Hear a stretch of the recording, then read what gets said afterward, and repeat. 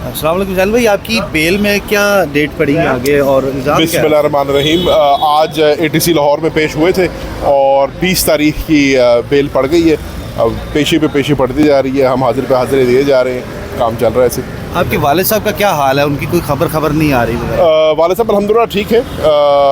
ख़बर आ ही नहीं सकती क्योंकि पाबंदी लगी हुई है। अडियाला जेल के करीब कोई भटक नहीं सकता। मुलाकात 2 हफ्तों से बैन की हुई है। मैंने पहले भी ये मौक़िफ़ रखा था कि सिक्योरिटी ख़दशात अपनी जगह पे, सिक्योरिटी हम नहीं कहते कि नहीं है, लेकिन सिक्योरिटी से असीरान को उनके वकला से, उनके ख़ानदान से ना मिलने देना, इसका कोई जवाज़ नहीं पैदा होता। तो उम्मीद है कि अब तो 2 हफ्ते भी ख़त्म होने को आ गए हैं और आने वाली मंडे से वो असूलों तौर पर बहाल हो जानी चाहिए। तो ना सिर्फ इमरान खान साहब की और शाह महमूद कुरैशी साहब की, बल्कि 7000 से ज़ायद कैदी हैं जो अडियाला जेल के अंदर मुकीम हैं, उनको एक्सेस मिलना चाहिए अपने वकला से, अपने ख़ानदान से, और ताकि उनका जो उनके लीगल मैटर्स है, दीगर मैटर्स है, वो साथ साथ चल सके। ये PTI में क्यों इख्तलाफात की खबरें क्यों फैल रही हैं? क्या वजह क्या है? PTI में कोई इख्तलाफ नहीं है। हम इमरान खान की क़यादत के नीचे सब मुतहरक हैं, पुरअज़म हैं, पुरजोश हैं और कोई ऐसी बात नहीं है। लोगों की क्या सराहियाँ हैं, लोग अपनी तरफ से अपने मन गढ़ंत खबरें करते हैं। पर आपने देखा कल कोर कमेटी का भी इजलास हुआ और कोर कमेटी के इजलास से जो बयानिया आया है उसमें सॉलिडारिटी और यूनिटी शो की है। जैन भाई, IMF के दफ्तर के बाहर एहतजाज करना क्या मुनासिब था? पहली बात तो इसमें बड़ा ज़रूरी है ऐड कर देना कि जो IMF के बाहर एहतजाज हुआ है उसका पाकिस्तान तहरीक इंसाफ से कोई ताल्लुक़ नहीं है, हमारा पॉलिसी मैटर नहीं है। अगर कोई बंदा अपने इनफरादी क़ुव्वत में वहाँ पर गया है वो उसकी मर्ज़ी है, but Pakistan Tehreek Insaf as a party का उस एहतजाज से कोई ताल्लुक़ नहीं था। वो शहबाज गिल तो पाकिस्तान तहरीक इंसाफ के ही रहनुमा है। रहनुमा ज़रूर है, बट वो अपनी पर्सनल कैपेसिटी में गए हैं, उनको पार्टी पॉलिसी के तहत नहीं गए हैं। Thank you sir. तमाम मीडिया का शुक्रिया अदा करना चाहूँगा। आज ATC में हमारी पेशी थी और जैसे कि आपके इल्म में है तारीख़ डली है और अगली तारीख़ 20 अप्रैल की डली है। तो ये तारीख़ दर तारीख़ डलती जा रही है, केस के अंदर कोई प्रोग्रेस हो नहीं रही है। हम पेशियों पे आते हैं, तमाम तर अपने मामलात को छोड़ कर आते हैं इस उम्मीद में कि हमें यहाँ पर कोई इंसाफ मिलेगा। वज़ीर आज़म पाकिस्तान शहबाज शरीफ साहब ने जब अपना पहला तकरीर की थी कौमी असम्बली में, तो उन्होंने भी इस चीज़ का इजहार किया था कि जो असीरान हैं, जो बेगुनाह आज जेलों में पड़े हैं, जिनमें एक बहुत बड़ी तादाद ख़वातीन की है, नौजवानों की है, बुज़ुर्गों की है, वो पेशियों पे तो आ रहे हैं, उनके वकील भी आ रहे हैं, उनके लवाहिकीन भी आ रहे हैं, लेकिन कोई पेशरफ नहीं हो रही। तो जो लोग जिनके ख़िलाफ़ अभी तक आज 9 मई के वाक़ये को 10 माह से ज़्यादा गुजर गए, जिनके ख़िलाफ़ कोई एविडेंस सामने नहीं आया, उनको बाइज़्ज़त तरीके से बरी होना चाहिए ताकि वो अपने घरों को वापस लौट सकें, अपने ख़ानदानों में वापस लौट सकें। रमज़ान का महीना है, बबरकत महीना है, इबादत का महीना है, तो कम से कम हमें रमज़ान को देखते हुए ये करना चाहिए और उम्मीद ये है कि अगली पेशी के ऊपर इस पर कोई पेशरफ्त होगी। मैं यहाँ पर 2 बातें और करना चाह रहा हूँ। मेरे हल्के मुल्तान के अंदर एक बहुत बड़ा सानिया हुआ और हरम गेट में वाक़या पेश आया कि एक सिलेंडर के फटने से 9 कीमती जानों का ज़िया हुआ।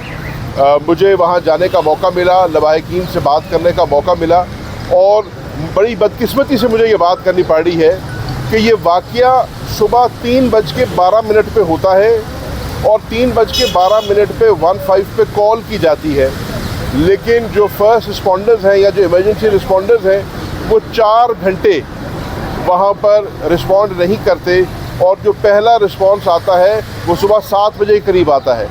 और जो 7 ऐसे लोग थे जो लुक़मा अजल हुए या जो वहाँ पर जिन्होंने अपनी कीमती जान खोई, वो 3.5 से पौने 4 घंटे उस मलबे के नीचे दबे रहे। ये मेरे समझने में एक बहुत बड़ा सानिया है और मैं अपील करता हूँ हुकूमत पंजाब से। सुनने में तो आ रहा था कि वज़ीर आला साहिबा जो है वहाँ पर जाएंगी, वहाँ पर जाकर उसका ख़ुद नोटिस देंगी, लेकिन बदकिस्मती से उनको अभी तक फुर्सत नहीं मिली कि वो मुल्तान पहुँच सके। वो ख़ुद नहीं भी आ सकती तो कम से कम एक इंक्वायरी तो वो होल्ड कर सकती हैं। मेरे समझने में मुल्तान के एडमिनिस्ट्रेशन की, मुल्तान की इमरजेंसी सर्विसेज की इंक्वायरी होनी चाहिए।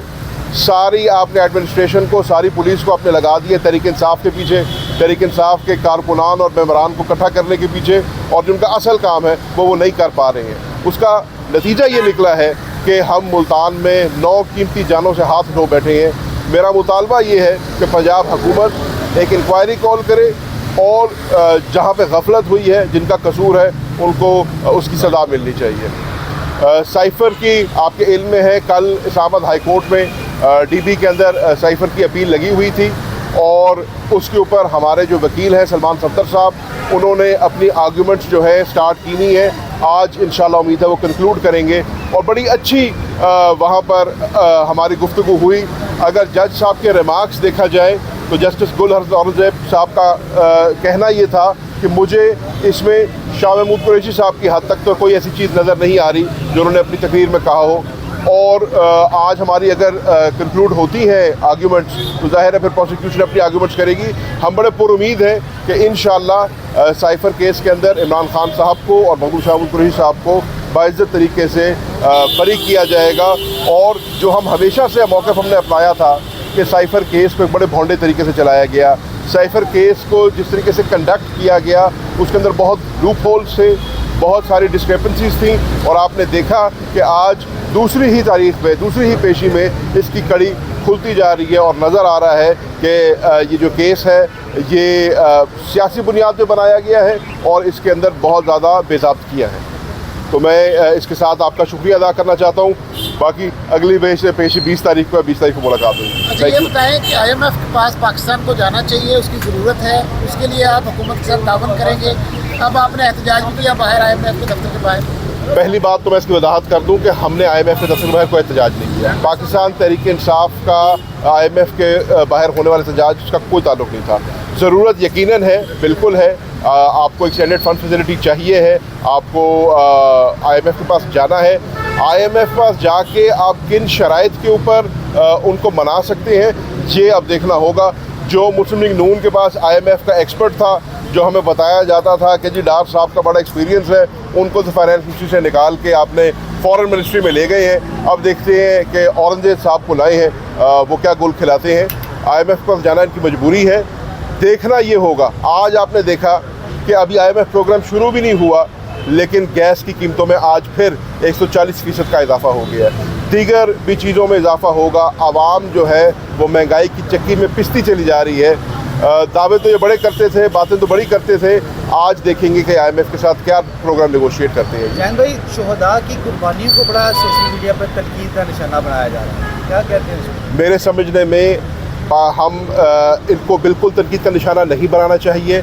ये हमारे शुहदा हैं, हम उनकी कुर्बानियों को सराहते हैं, उनकी वजह से हम ये मुल्क महफूज है और पाकिस्तान अफवाज के जितने भी शुहदा हैं हम उनके साथ खड़े हैं, हम उनके लवाहिकीन के साथ खड़े हैं। और बल्कि हमने एक तजवीज़ भी दी है कोर कमेटी के अंदर कि उन शुहदा के घर इंशाल्लाह पाकिस्तान तहरीक इंसाफ के वफूद जाएंगे, ये साबित करने के लिए कि ये हमारी फ़ौज है, ये हमारे शुहदा हैं और हम इनके साथ इनके शाना बशाना इनके गम में बराबर की शरीक है। वज़ीर इत्तलात ने कहा है कि ये PTI के अकाउंट से इस तरह की तनकीद की जा रही है, क्या ये इस बयान के बाद फैसला किया है PTI ने शुहदा के घर जाने का? पहली बात तो PTI के किसी ऑफिशियल अकाउंट से ऐसी कोई तनकीद नहीं हुई।